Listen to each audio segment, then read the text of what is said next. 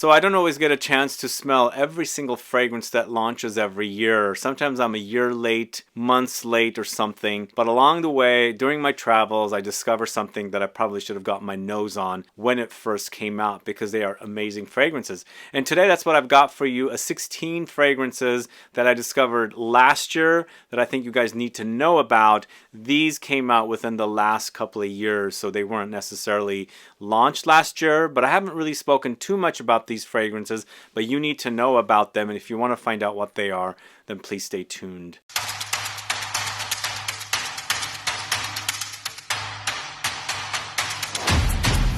Thanks so much for tuning in. It's Sebastian. We're talking about some amazing fragrance discoveries today. Fragrances I discovered last year, but these are not fragrances that were launched last year, so they've been around for at least a year or two.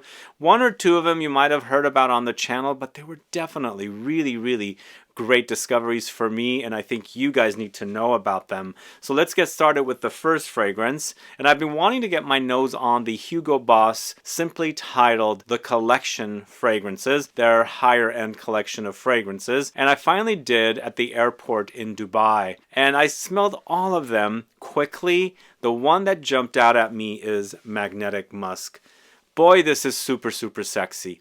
For me, I'm a fan of B by Zoologist Perfumes, and of course I'm a big fan of Dior Homme Parfum Dior Homme Intense.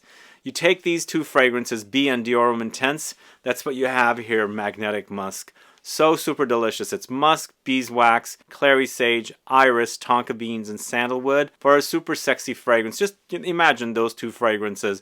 B with all its honeyed glory, Dior Homme Intense with all its kind of lipsticky and iris bomb kind of an experience, and then adding the musk in there as well. Man, this is so good. If you haven't gotten your nose on this one, please do, because it's super amazing. I instantly bought it at the airport. It was the only thing that I bought at that airport, and I knew like instantly when I smelled. The whole collection was a bit underwhelming for me, but this one jumped out at me and said, please take me home with you. Anyway, Magnetic Musk from Hugo Boss, super amazing. So this one I have spoken quite a bit about on the channel, but if you haven't caught all my videos, you might want to know about this one. It's a delicious gourmand tobacco fragrance from the house of CARON. It's TABAC EXQUIS, this one right here. It was also recently featured in one of my most worn fragrances of 2023. So both of these I believe came out in 2021. So I was about a year to 2 years behind discovering them.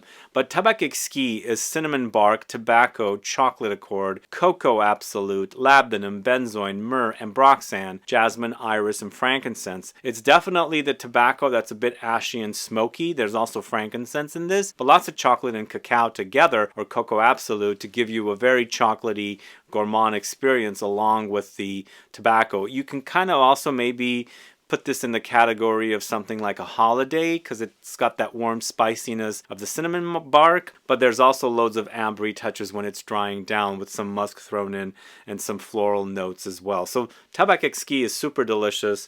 If you haven't got your nose on that one, please do. It is definitely super amazing. I absolutely love that one. The next one I'm talking about is from the house of VOYAGE IMAGINAIRES. This is L'Eau d'Immortelle. This one right here. I actually did a video on this house, and I reviewed 3 different fragrances from this house. This one tends to be my favorite. It's got this very interesting scent memory. I don't know where I'm getting it. It does also remind me of Sable from the house of Annick Goutal, and I believe Sable was created by Isabelle Doyen. And I think this is also created, well, no, I know for sure this is also created by Isabelle Doyen. So there's maybe that reminder, but it's also reminding me of something else. But this is an Immortelle bomb and loads of amber as well, along with Amyris, Benzoin, Bergamot, vanilla, Tonka beans, and it has a little chocolate as well. If you're familiar with Sable and you like that idea, definitely, graduate to this one because it's super amazing. And the fragrances of this house are all natural, 100% natural fragrances. And those of you that don't like synthetic fragrances, definitely needs to check this collection out. But this is an Immortelle bomb, very ambery. It's got this interesting sexiness in there as well. And then of course you've got some light gourmand things coming in with all the amber and Immortelle that's in here. So this is Voyage Imaginaires, L'Eau d'Immortelle, wonderful offering.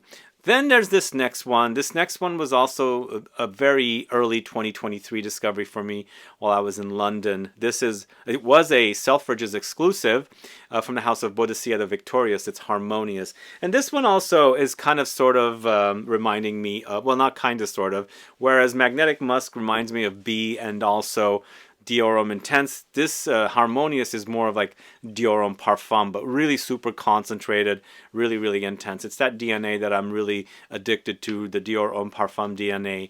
This is Ambrette, Orris, Musk, Vanilla, Roses, Cognac, Rum, Bergamot, Saffron, Leather, Vetiver. Everything in Dior Homme Parfum just really super intensified here in Harmonious, and very, very long lasting and super amazing. It's a bit boozy, very leathery for sure. You've got the rose that's kind of found in the Dior Homme Parfum, the leather for sure, and all that Ambrette and the Orris. There's giving you that makeup vibe here, whereas I'm not getting much of the makeup vibe with Magnetic Musk. You definitely get it with the Harmonious because it's more similar to Dior Homme Parfum versus Magnetic Musk. But really amazing offering. Harmonious from the house of BOADICEA the Victorious. Hopefully you guys get your nose on this. Next up, we're going to the house of Plume Impression. This is Royal Bourbon. This one right here, I've been mentioning this one in various videos as well. And it featured in Scent Club Mystery Box as well. So this is a very holiday fragrance, holiday vibe, super spicy and boozy and tobacco as well. But for me, it reminds me of the holidays with all those sweet treats that we consume during the holidays. And maybe you're sitting next to grandma or grandpa and they're smoking a cigarette or something and sipping on some booze of some kind. And that's kind of the feeling I get with all the holiday spices that are kind of like piping from the kitchen or coming from the kitchen and stuff. It's lots of cinnamon with rum, ginger, tobacco, caramel, vanilla, licorice, pepper, amber, cedar, leather. Really a beautiful, beautiful boozy, tobacco, and very warm, spicy experience. I think it's definitely a really impressive quality fragrance here from this house, which now it's made it to become my #1 favorite from this house. So Plume Impression Royal Bourbon, check that out. It's an amazing discovery for me from last year. And this is also a really great discovery. This one also came out in 2021.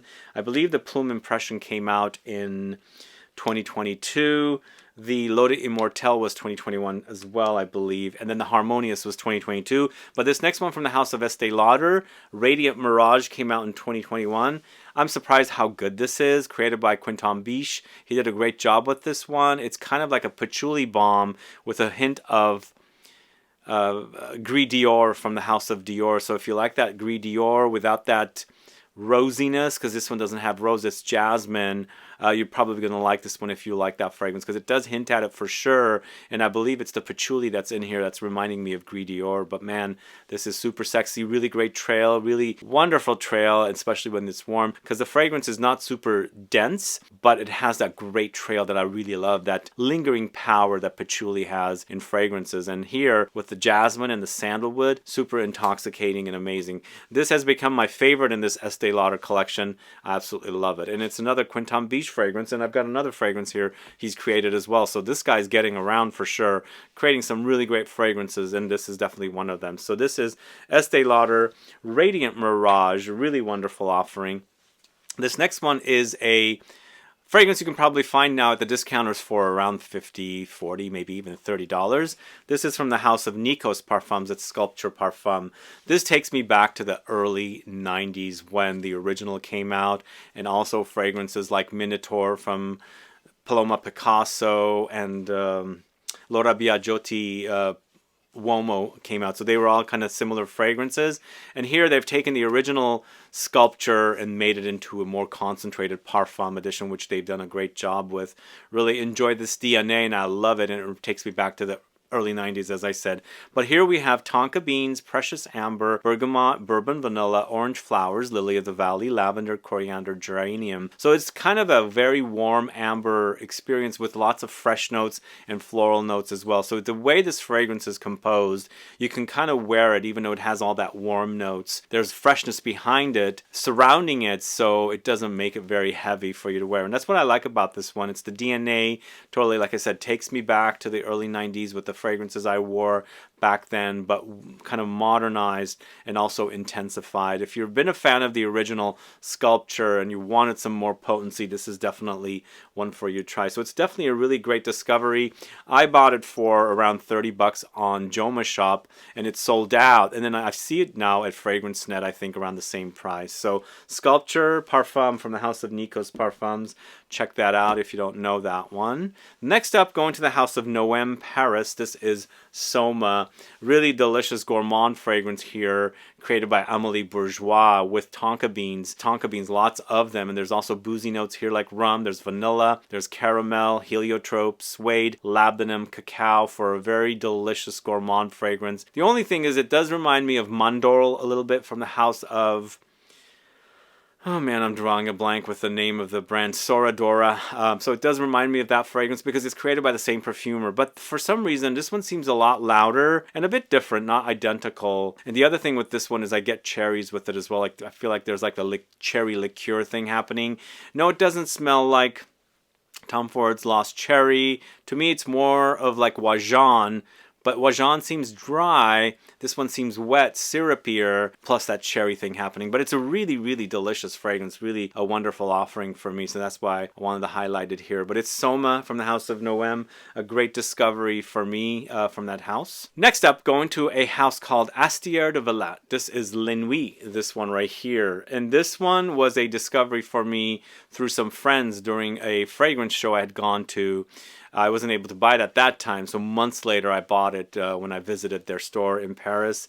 It's really, really great fragrance. This house makes some of the most amazing dishware and design and decorating kind of things when you go to their store in Paris. Amazing store, by the way. Always crowded with a lot of people in it. And they have some amazing fragrances, and this is definitely one of their most amazing. Created by Dominique Ropion. It's got this very vintage vibe with the notes in here. And every time I put this fragrance on, I think of violets. I don't know why. There's no mention of violets here. There's iris, Turkish and damask rose, patchouli, leather, ylang ylang, and vetiver. Definitely has a makeup-y vibe, and this is what's giving me that whole hint of violets along with the iris and Turkish damask rose. And when I see these notes together, I think of makeup. So there's definitely that kind of a vintage makeup-like vibe, but super amazing fragrance. If you haven't been able to get your nose on it, please do. It's not very easy to find. I can't find it at Lucky Scent. I'm hoping they would bring it in. And like I said, I had to go to France to get it, but amazing, amazing fragrance. Linui from the House of Astier de Velat is really, really awesome. So as a brand discovery last year, I discovered Reine de Saba for the first time and their fragrances. But the first fragrance that I really, really fell in love with from the house is Divine Temptation, this one right here. I consider the whole brand a great discovery, but this one's definitely the first fragrance I was like really attracted to, and a really wonderful offering from this house and one of my favorite discoveries in 2023. So Divine Temptation is also kind of a holiday-like fragrance, but it does have figs, so it's got some fruitiness, but lots of warm spices and also rum and boozy notes and things like that. So it's amber, figs, cinnamon, rum, cloves, gaiac wood, balsam of Peru or Peru balsam, patchouli, and vanilla. Super intoxicating, really great, warm, spicy, ambery fragrance, and for sure the booziness of the rum comes in as well. An awesome fragrance. I have a whole house overview on this house. Go catch it. It's shot with Joe. We both were really, really impressed with the fragrances, and they use master perfumers to create all their fragrances. So one fragrance is one perfumer, another fragrance is another perfumer. So yeah, go catch that video. But this is Reine de Saba's Divine Temptation. Really awesome offering. And this is the second fragrance created by Quintambiche. This is from the House of Dries Van Noten. Sur Ma Peau, this one right here. Are you familiar with this one? This is one of two colognes. Another one's called Orange Smoke. I bought both of them because really fell in love with both. But I think Sur Ma Peau I enjoy a lot more than Orange Smoke. And this one is created by, like I said, Quintambiche. Orange Smoke is created by Annick Menardo. This is vetiver, vanilla, orange blossom, and tonka. It has a bit of minerally thing happening in here, but It smells really interesting. It's vanilla in the end with orange blossom. The vetiver is their earthy, woody, but there's this, something like minerals. I don't know what I visualize or how I visualize that, but it's kind of contrasted with the warmth of the vanilla, and then of course the orange blossom and things like that. But a super amazing fragrance, really wonderful offering. And if you don't know Sur Ma Peau, check it out. Definitely a really awesome offering created by Quentin Biche. Great perfumer, by the way. But this next one is created by Olivier Cresp. This house I also discovered in France. On the Champs-Elysees, they have a store. It's called Al Jazeera. And this is a fragrance called Patchouli. This one right here. Oh my God. This has... Seems like it doesn't have great longevity, but man, I take my jacket the next day. I could still smell it on it for day in and day after. And what I like about this one, once again, it's patchouli. But since Olivier Cresp created Angel, this one does have a little bit of a reminder of Muglaire's Angel. But in addition to that, it has a little bit of a reminder of L'Instant de Guerlain Pour Homme Eau Extrême from Guerlain when they had that brown-rimmed bottle. So if you like the idea of these two fragrances, of course Angel is a fragrance Olivier Cresp created, plus that whole reminder of that other fragrance from Guerlain, you're going to really love this one. It's super sexy. I love that about it. Really great, but it's patchouli, honey, cumin, praline, sandalwood, musk, and nutmeg. Wears amazingly. Yeah, this is created by Olivier Cresp. He did a great job, and he knows Angel, and the fact that he added this kind of a DNA of something that reminds me of L'Instant de Guerlain Pour Homme Eau Extrême. I think this is definitely a winner for me because I really love both of those. So this is Al Jazeera Patchouli. Really awesome offering. This next one was also a great discovery last year. I didn't realize that Bulgari made these fragrances. Actually, they're not really... Well, yeah, you can wear them as a fragrance. It's the Allegra collection, and they have so many different fragrances in the Allegra collection. I bought Bergamot, like this. These are meant to be worn individually for very simple fragrance, or you use them to enhance other fragrances. So if you want to add a bergamot edge to a fragrance, you can do that with it. But I would advise you to not add it to something really intense, where the intense fragrance is going to overshadow the bergamot. And perhaps you have a bergamot fragrance that needs some lifting up, adding a more bergamot. I would do that with it, and so on. But the bergamot smells so delicious. So delicious. Really, really wonderful bergamot smell. I absolutely love it. And I think on its own you could wear it. You can wear it with something like Eccentric Molecules Molecule 1. Add a kind of a bergamot edge to it. Or even add it to Eccentric Molecules Molecule 1 plus Mandarin. They have that. Add some bergamot to it and you can intensify kind of a citrusy edge to it. But on its own, it's very simplistic, light, and I like the fact that it's meant to be, added to other fragrances and things like that. They have vanilla, they have patchouli, they have a myrrh, and so many other ones, but really fell in love with the collection and I had to have the bergamot. So this is bergamot from the House of Bulgari in their Allegra collection. Just a few more fragrances. The next two fragrances I bought at a perfume shop in Montreal called Etiquette. I wanted to get my nose on this fragrance for the longest time, and I finally did, and it was an instant love. This is Malin & Goetz Strawberry, this one right here. What I like about this one, it's that fruitiness, but it doesn't scream like girly, fruity strawberries, because it has a lot of green notes contrasted against the Mara strawberries. But also, there's lots of musk here, and a bit like something like Ambroxan or something, so it wears a bit molecular and musky and sexy with the strawberries and the greens. Man, this is so good, really great. It's not a super potent fragrance, so I would leave this for the summer, and when I was visiting Montreal, it was super hot in June or July or whenever I was, July. And this fragrance smelled so good in that weather, and I fell in love with it and I had to have it. But it's the strawberry, which is Mara strawberry, woodland greens, captive musks, pink pepper, bergamot, jasmine and jasmine lactones, orris root, oak moss, and cedar. Super amazing. And I like to discover more of Malin & Goetz fragrances, but strawberry is super awesome. And this next fragrance, I had never gotten my nose on it and I heard a lot about it. Ex Idilo's Love and Crime, this one right here. Are you guys familiar with this one? It's a tiny little 30 ml extrait de parfum with a really delicious vanillic gourmand fragrance. It's vanilla sponge cake, baking sugar, red mandarin, cocoa, star anise, floral notes. Really cozy, really comforting, delicious gourmand fragrance. And yeah, I had to have it. And I've never owned any ex-Idolo fragrances, so these two I bought at Etiquette. Those of you that live in Montreal, let me know if you visit this store. It was a really great perfume shop. And I was told that they're also going to be moving, opening up the store in Toronto. Last but not least, a fragrance, another great discovery from last year. It's Stellar Scents Earth, this one right here. And this one, to me, it's leather, oud, and rose. But there's something vanillic about it that's super sexy. So it's got some sweetness under there, but the leather is really great. The oud is potent, and the rose comes in to kind of like wash those notes out a little bit and blend and create something amazing. And very, very long lasting performance on this fragrance as well. And then the trail is really fantastic. But I love that about it. The leather, the oud, the rose combo with some sweet ambery vanillic touches in there as well. I think it's definitely one of the best discoveries, and hopefully I'll be able to talk a little bit more about Earth soon. But Earth is amazing, from the house of Stellar Scents. Let me know if you've discovered that fragrance. But either way, guys, those are some amazing discoveries from 2023 that were not necessarily launched in 2023. Let me know some of your favorite discoveries in 2023 that you discovered years after the fragrance was released, because you know, sometimes we don't have a chance to sample everything that was launched in a year. So finding some really great fragrances from a few years back is always great, and these are definitely some of the great ones that I discovered last year. Anyway, thanks so much for watching today's video. If you have any questions or comments, please list below. Please like this video. Please share it. Follow me on Instagram and Facebook, and I'll be back with more videos very soon. Have a good one. Goodbye.